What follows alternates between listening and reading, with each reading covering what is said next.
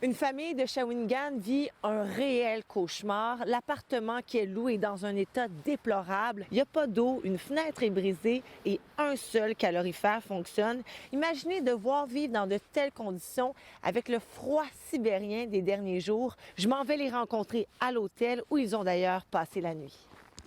J'ai quitté ma communauté pour une meilleure vie, là, pour mes enfants. Puis c'est comme ça qu'on vit en ce moment. C'est pas ça que je voulais pour mes enfants. Non. On a vraiment plus de lumière dans le corps. En fait, on n'en a jamais eu. Fait qu'en plus, le soir, quand vous rentrez, vous voyez rien. On voit rien. Je suis obligée d'allumer le cellulaire et de dire aux enfants de rester en arrière de moi. La plus grosse partie de l'air qui rentre, c'est par ici. Puis ça, c'est depuis septembre qu'on n'a pas de fenêtre. Fait qu'ici, n'importe qui peut rentrer dans votre appartement. N'importe qui, n'importe quand. Même pendant qu'on dort, il y a peut-être quelqu'un qui rentre pour venir se réchauffer, on sait pas. Les calorifères ressemblent tous à ça. Je suis obligée de dormir depuis octobre dans le salon. Ça, ici, on a dû placer le matelas en éponge de mes enfants pour pouvoir bloquer l'air qui rentre parce qu'il n'y a plus d'isolation dans la porte. Fait que l'air, il rentrait beaucoup, fait qu'on a tout placé ça dans le coin. Ma fille a dû dormir par terre parce que le chaufferette, le calorifère la réchauffe plus là. Puis que j'ai déjà enlevé son meuble parce que la chaleur ne montait pas jusqu'à elle. Ça, c'est le seul calorifère qui fonctionne. On sent un peu de chaleur, mais ça reste quand même froid. Oui, exactement, ouais. On a installé une autre chaufferette pour augmenter la chaleur, mais des fois les breakers sautent, fait que ça ne sert pas à grand-chose. Ça, c'est toutes les bouteilles d'eau qu'on a besoin pour une journée d'utilisation d'eau. Le dîner, chez ma voisine, chez ma cousine qui reste pas loin. Puis parfois, la voisine n'est pas là en haut, fait qu'il faut que j'aille marcher un bon 5 coins de rue pour aller chercher de l'eau.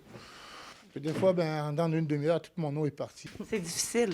Très difficile, en fait. Là, on était rendu au bout du rouleau. Là. On n'avait plus de solution à court terme, à long terme. Vous avez envoyé une mise en demeure le 11 janvier.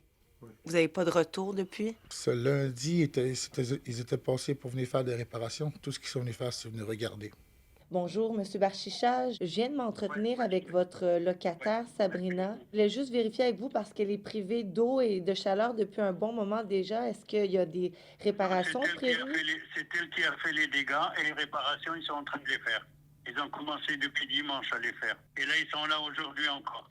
C'est étrange. Je suis allée aujourd'hui, il n'y avait personne. Ils sont en chemin, ils arrivent de Montréal. Je comprends que vous êtes en réunion présentement. Madame, je suis en réunion. Oui, est-ce qu'on pourrait parler? Non, on ne peut pas. Vous me textez vos questions et je vous réponds. OK, on se planifiera une entrevue alors dans les prochains jours. Ils viennent me raccrocher la ligne au nez.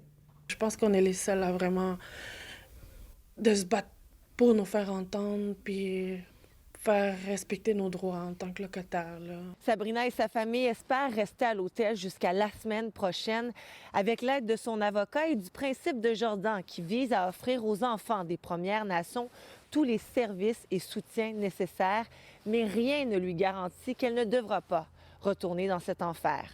À Shawinigan, Valérie Gendron pour Nouveau Info.